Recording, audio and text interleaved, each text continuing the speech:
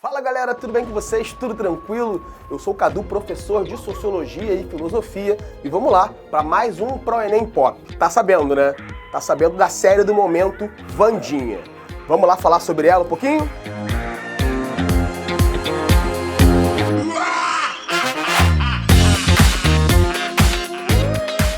A série Wandinha, né, em inglês Wednesday, ela é um spin-off, ela é derivada de uma história original da família Addams. A família Addams é uma história que começa lá nos quadrinhos, nos anos 30 nos Estados Unidos. Na sua origem, isso é bem interessante comentar, né, que a família Addams, ela já nasce como uma crítica àquela família perfeita americana, aquela família perfeitinha, tudo certinho dos Estados Unidos.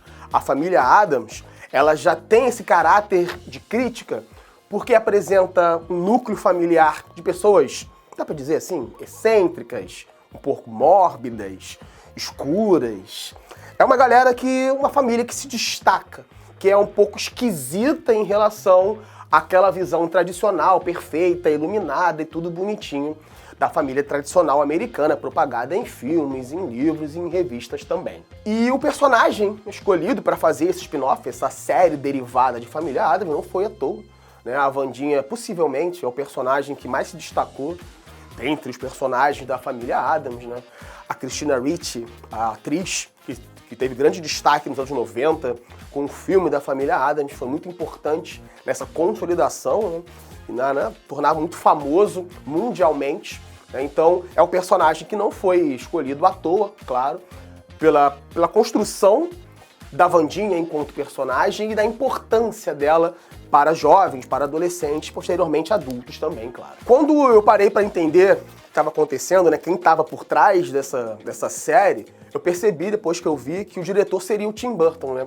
Aí eu pensei, cara, eu acho que vai ser um encaixe perfeito das estéticas, principalmente. A família Addams, uma família que tem um tom mais sombrio, um tom mais mórbido, e o Tim Burton, que tem as suas obras, por exemplo, Beetlejuice, Edward Mãos de Tesoura, uma pegada mais sombria também, mais pro escuro, mais pro preto, mais pro nebuloso, entrando em contraste muitas vezes com tons mais claros, mais animados. E esse escuro e esse contraste propícios e claros desse diretor, isso tudo vai ser muito importante para entender a estética e a imagem do seriado Wandinha, que contribui, aí sim, finalmente, para os conflitos e a formação desse personagem da série. E aí, galera, é o seguinte, olha só, rapidinho, tá? A gente aqui não vai estar querendo tirar o prazer da sua experiência, problematizar, vem ele problematizar a série. Não é isso, não é isso, tá? Eu curti a série, você vai curtir também. A ideia aqui é a gente conversar e, de repente, a sua experiência ficar ainda mais rica, o seu debate ficar ainda mais produtivo na hora de pensar e digerir, né, essa série tão legal. Como eu falei, né, o diretor Tim Burton, ele tem uma estética mais sombria que entra em contraste com o mais claro. A família Addams e a Wandinha são personagens construídos como excêntricos, muitas vezes como esquisitos, como anormais, como bizarros, como estranhos. Então, a minha análise dessa série, ela tá partindo de duas grandes ideias. Primeiro, a ideia de padrão e segundo, a ideia de estigma. Por quê? Porque logo no início da série, nas primeiras cenas, a gente observa uma Wandinha em uma escola padrão, ou seja, uma escola normal, uma escola regular, típica dos Estados Unidos, corredores largos, os jovens vestidos com roupas de futebol americano, todo mundo muito feliz, animado, um ambiente muito claro, né, muito iluminado, e a Wandinha, vestida toda de preta, com a pele muito clara, né, com o cabelo bem preto, ela vai passando para aquelas pessoas, aquele cenário iluminado, e ela vai se destacando, e ela, nesse primeiro momento da série, já se apresenta como completamente fora daquele padrão, como completamente fora daquela noção de normalidade tão importante nas escolas. Então, nesse primeiro momento, você já observa que a Wandinha, por ter um comportamento, ter uma roupa, um jeito de falar, preferências musicais, por exemplo, fora do padrão dos jovens daquela escola, ela já vai ser, desde o início, vai sofrer desde o início com um preconceito, com uma discriminação, com uma exclusão e com uma punição também. Ela tem as suas estratégias, né, de se revoltar, se envigar contra isso, né? A série é até um pouco bem gráfica, muitas vezes, nesse sentido da vingança dela.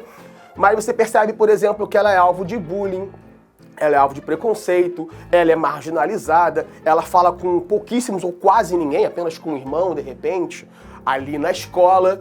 E ela está o tempo inteiro sendo provocada a reagir, sendo testada e sendo marginalizada. No segundo momento, quando ela sai, né, quando ela é expulsa, na verdade, da primeira escola por uma reação absolutamente radical, você vai ver, você não sei o que você vai achar disso, mas você vai ver, ela é mandada pela sua família para uma escola de excluídos, uma escola daquelas pessoas, daqueles jovens que já são fora do padrão.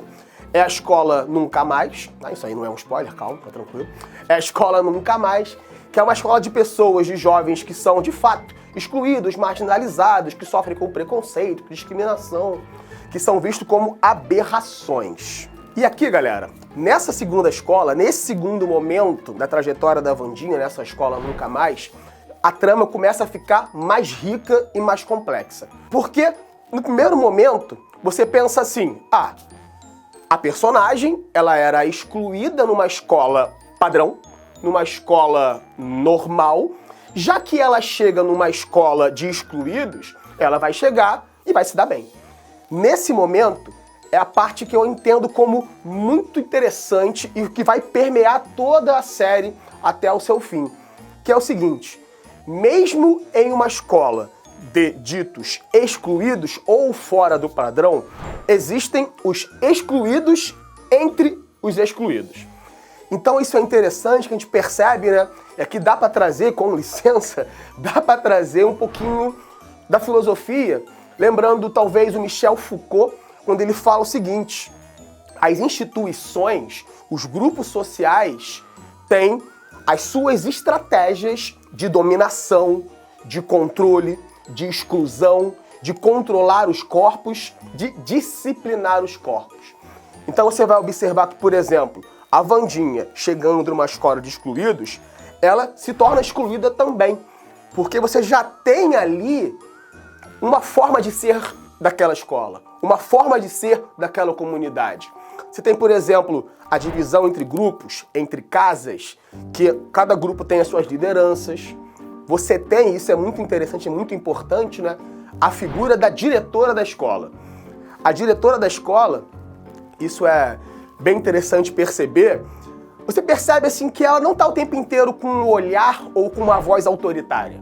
Ela não está sempre levantando a voz, ou discutindo, ou punindo, ou brigando, mas a presença da diretora na série, ela é permanente. Ela está sempre presente, ela está constantemente de olho, vigiando, analisando, percebendo, hora para entrar, hora para sair, hora para apagar a luz.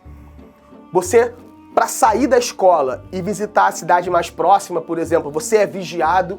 Então, tanto dentro dos próprios estudantes, quanto a diretora, professores, ainda assim, mesmo que uma escola de excluídos, você tem ali estratégias de controle, de vigilância, de exclusão, de preconceito, de punição também. E curioso, né? Porque nessa escola, ainda nessa escola Nunca Mais, a escola dos fora do padrão, né? E é interessante, né? Como eles mesmos se entendem como fora do padrão. Eles fazem questão de falar, né, que existem eles, os excluídos, e existem os padrões. Eles falam muito padrão, padrõezinhos, enfim. E aí, rapidinho aqui, né? Cinematograficamente falando, dá pra assim dizer, e aí acho que a entrada do Tim Burton aí é muito importante. Ele faz questão que esse contraste, que esse choque da Wandinha com os outros personagens também aconteça, por exemplo, através das cores. Ela tá de preto, você tem ali outras casas que estão de roxo, você tem tons de amarelo, tons de azul. Quando a Wandinha, por exemplo, vai para campo aberto na escola, é tudo muito iluminado, você tem o verde do gramado, né? Quando ela, por exemplo, entra em contato com a psicóloga, que é um momento crítico para ela, a psicóloga tá de branco, tá com roupas claras, por exemplo. A própria diretora, que é uma presença constante na vida dela, tá sempre com roupas claras, um bege, um claro, um amarelo claro.